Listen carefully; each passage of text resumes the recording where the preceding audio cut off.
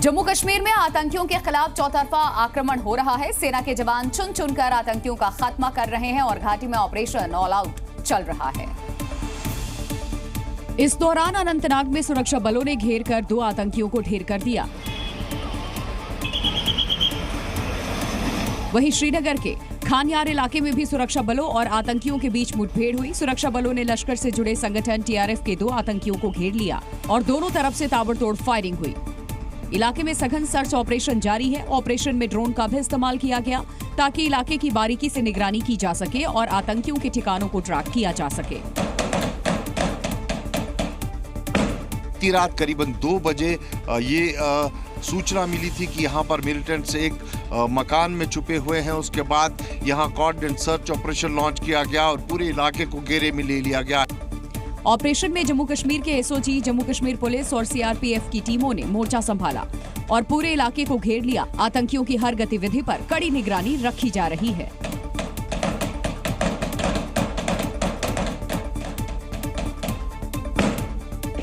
के कंपैरिजन में बहुत ही नगण्य हुई हैं और हमारी सिक्योरिटी फोर्सेस पूरी तरह से सजग हैं और ऐसी परिस्थितियां वहां पर पैदा होंगी कि फिर आतंकवादी वारदातें पूरी तरह से वहां से समाप्त होंगी।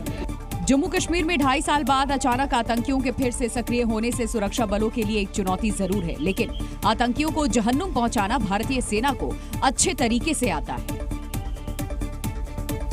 इधर जी मीडिया से खास बातचीत में कश्मीर जाने के आईजीपी वीके बिर्दी ने खुलासा किया है कि जो आतंकी श्रीनगर के खानयार को मार गिराया गया है वो लश्कर का कमांडर था और बीते लंबे समय से सुरक्षा बलों को इसकी तलाश थी। लश्कर कमांडर उस्मान को लेकर के जल्द ही कई और बड़े खुलासे होने की उम्मीद भी जताई जा रही है।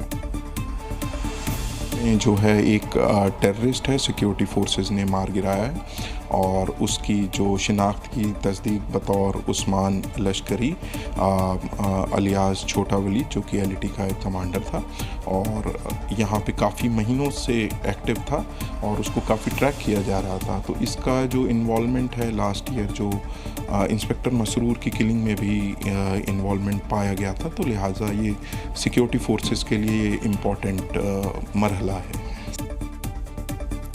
जम्मू कश्मीर में आतंकियों के एनकाउंटर पर सियासत शुरू हो चुकी है। फारूक अब्दुल्ला और ओवैसी ने सवाल उठाए तो बीजेपी ने भी तीखा पलटवार किया इस पर, क्योंकि जम्मू कश्मीर में अब्दुल्ला सरकार के बनते ही आतंकी वारदातें तेज हो चुकी हैं। सेना के जवान भी आतंकियों को चुन चुनकर जहन्नुम पहुंचा रखे हैं, लेकिन सवाल भी फारूक अब्दुल्ला की तरफ से उठाए जा रखे हैं। उन्होंने अब जांच की मांग की है। क्यों नहीं पहले हो रहा था, आज क्यों, क्या वजह है? इसकी इंडिपेंडेंट इंक्वायरी होनी चाहिए। हाँ, ये सब एक क्राइसिस पैदा करने की कोशिश कर रहे हैं। तो वही गिरिराज सिंह ने अब्दुल्ला सरकार पर पत्थरबाजों और पाकिस्तान के समर्थन का आरोप लगा दिया और कहा, जब आतंकियों को पनाह दोगे तो जम्मू कश्मीर में हालात ऐसे ही बनेंगे। जो पत्थरबाजों को, आतंकी समर्थकों को पनाह देने वाला, जो पाकिस्तान से बात करने की बात करे, तो ये स्थिति आएगी। क्या कर रहे हैं मोदी सरकार पर? ये तो उनकी जिम्मेदारी है, एलजी की जिम्मेदारी है। पाकिस्तान से टेररिस्ट कैसे हमारे देश में आ रहे हैं, आपको रोकना चाहिए, उनको पकड़ना चाहिए। अब जम्मू कश्मीर में आतंकी हमले पर राज्य और केंद्र सरकार आमने सामने आ चुकी है, लेकिन राजनीति से इतर सुरक्षा बल आतंकियों का काम तमाम करने के लिए चक्रव्यूह तैयार कर चुके हैं। उधर जम्मू कश्मीर में एक बार फिर आतंकवादियों ने प्रवासी मजदूरों को निशाना बनाया। आतंकवादियों की फायरिंग में यूपी के 2 मजदूरों की गोली लगी और आतंकियों को गोली से घायल यूपी के दोनों मजदूरों को अस्पताल में भर्ती करवा दिया गया। आतंकियों ने यह हमला प्रवासी मजदूर को टारगेट करके किया। मुख्यमंत्री उमर अब्दुल्ला के नेतृत्व वाली नई सरकार के गठन के बाद से कश्मीर घाटी में आतंकवादियों की तरफ से किया गया ये छठा हमला है। 2 नवंबर बड़गाम में यूपी के 2 लोगों को आतंकियों ने गोली मारी। 20 अक्टूबर को गांदरबल में 6 प्रवासी मजदूर और एक डॉक्टर की हत्या कर दी।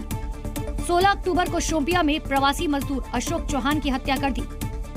साथ ही जम्मू कश्मीर के बांदीपुरा में भी आतंकियों ने सेना के कैंप पर हमला किया।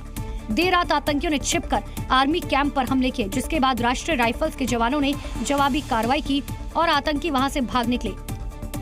आर्टिकल 370 लागू होने के बाद से शांत कश्मीर में एक बार फिर आतंकियों के हमले तेज हो चुके हैं। साथ ही टारगेट किलिंग भी बढ़ चुकी है, जिससे प्रवासी मजदूर अब खौफ में हैं। यूपी उपचुनाव में एसपी उम्मीदवार नसीम सोलंकी के मंदिर में पूजा करने के बाद बवाल शुरू हो गया। एसपी उम्मीदवार नसीम सोलंकी के खिलाफ मौलाना ने फतवा जारी कर दिया है। ये फतवा बरेली जिले के मौलाना शाहबुद्दीन रिजवी ऑल इंडिया जमात के राष्ट्रीय अध्यक्ष ने जारी किया है। इस्लाम में मूर्ति पूजा हराम है।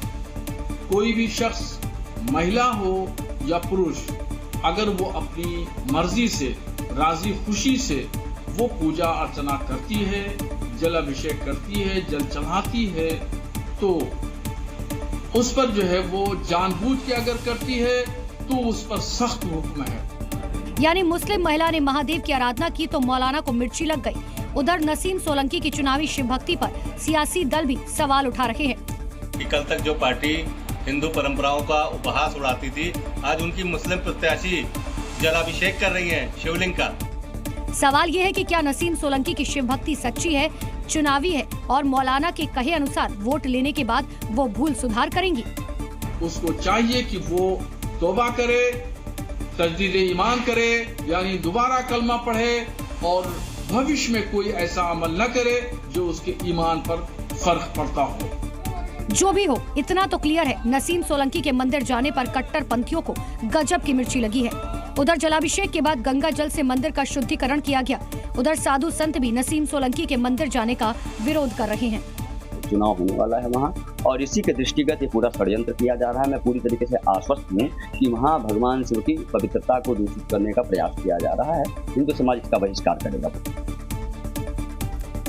बटेंगे तो कटेंगे, एक नारा जिसने कई दलों की नींद उड़ा दी तो कई दलों को अपनी सच्चाई याद दिला दी। अब एआईएमआईएम के यूपी अध्यक्ष शौकत अली भी मुसलमानों को बटेंगे तो कटेंगे के नफा नुकसान बता रहे हैं। मुरादाबाद में उन्होंने मुस्लिम समाज के बटने और उसके नुकसान गिनाए। मुसलमान बटेगा तो कटेगा, बढ़ गया मुसलमान, कट गया मुसलमान। शौकत अली यही नहीं रुके, उन्होंने आगे विस्तार से मुस्लिमों को बताया कि बटने के कितने नुकसान हुए, कितने हो सकते हैं।